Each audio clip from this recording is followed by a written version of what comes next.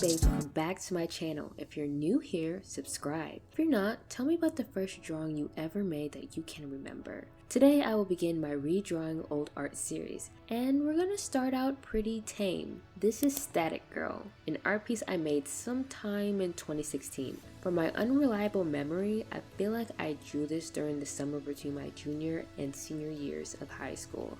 I remember how I felt drawing it, like my head was constantly buzzing and overwhelmed, and the only thing that brought me peace was listening to music, drowning out the world. To be honest, it sounded incredibly emo, but to be fair, in high school I truly believed that no one understood me, and I acted like I was some weirdo lone wolf. Basically, I was the embodiment of Jughead from that one Riverdale scene.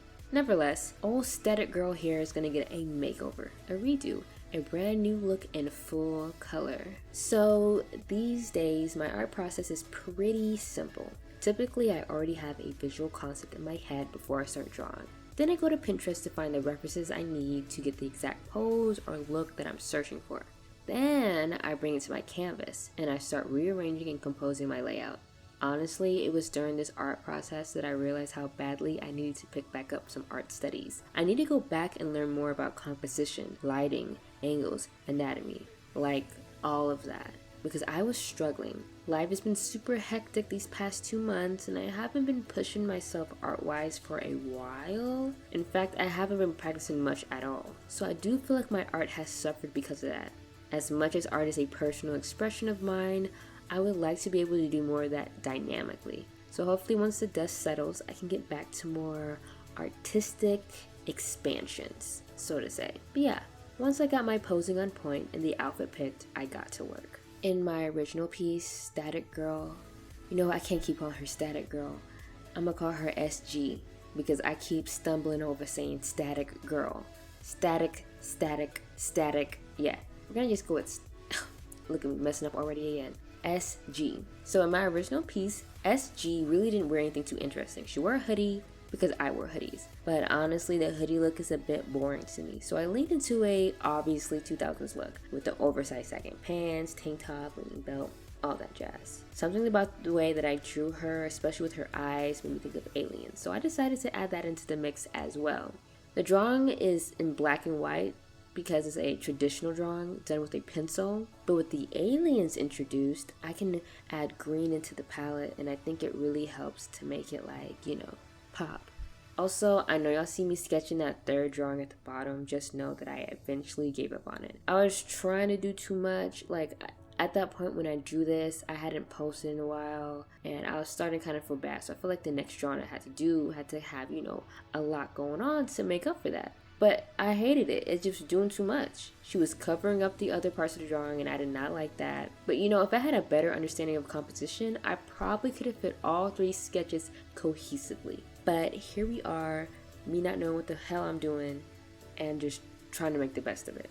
Also, I've been struggling to map out my twists, braids, and locks in my art pieces. I do not want to have to draw them out during the sketch process because I feel like that would just take way too long to individually draw each one out. However, I do need it to make sense or else when I get to my line art process, it's going to look really bad because my sketch of the twists and the locks and all that stuff is not going to make any sense to me. I'm going to be really confused, and then when I'm trying to draw it out individually, it just looks messy and lopsided. So I decided to turn down the opacity of a regular brush pen and then just draw out the individuals like this. So when I go back to it, it's already mapped out. And honestly, it really worked, and not only did it make the process easier, it kind of made it more fun. And with this technique, I could do many more elaborate styles. So if you follow me on TikTok, then you've seen the videos I've posted about my high school art teacher. If you haven't seen them or didn't even know I had TikTok, that's okay. I haven't posted there since October of last year. Should I make a return? I don't know. I'll think about it. Anyways, my art teacher was anything but an art teacher. The last thing she had taught me as an artist was to not use black as a shade color, and that was in the 6th grade. My former school was a magnet fine art school for grades 6 through 12. So for 7 years, she taught me virtually nothing. And this is not an exaggeration. She literally taught me nothing. She would give us assignments, usually abstract art ones. Those seem to be her favorite. But really, she didn't teach us any lessons or like techniques. We didn't do like art history. It was just, hey, cut up a bunch of shit and put it on a board. Hey, draw this apple with like charcoal. Like, it wasn't any, like, we would do stuff, but there was no lessons behind it. And honestly, I wish she had taught me more, but it is what it is. Also, my experience, she didn't really give criticism, or when she did, it was non-constructive criticism, like laughing or giving snarky remarks. She would ask questions like, why is the neck so long? Why'd you draw it like that? What am I looking at? And her tone would almost be like mocking. And if I would answer, she would just respond with, oh, okay. Honestly, I think it's because of her I had developed a strange and negative relationship with feedback and criticism, but I'm an adult now, so it was really up to me to move past that and develop my own healthy relationship with it. Anyways, I remember her reaction to Static Girl, or as we refer to her as SG. She made a little expression of confusion at it, and just like moved on. Not the worst thing, but like to do that as an educator, I don't know, it was kind of messed up. Anyways, it's very clear that I did not like my former high school art teacher. And maybe one day I could talk more in detail about how she was as a teacher. And although her and SG had a brief interaction, the dismissive attitude will never be forgotten by her. SG, never forget. Anyways, y'all know my favorite part about drawing is doing the line art. Nothing is more satisfying than having to struggle through the sketch process and then it all comes together at the end, because that line art, ooh, it'd be toe-curlingly good. I don't know if that's an actual statement. Anyways, I love it, and I would say that coloring is like a close second, because once you add the colors, then you really start seeing the piece come all together. I mean, I do love the whole entire process, but line art, it just can't be topped. And like I had like referenced earlier in the video, I'm really geeked about this new technique. It really changed the game for me with drawing hair. Like, now that I know to do this, to map it out, like, I just know I'm about to go crazy, and y'all need to be prepared, because I'm really just about to do some shit that's really elaborate, just don't even make no sense, like can't even be recreated in real life because it's just nonsensical.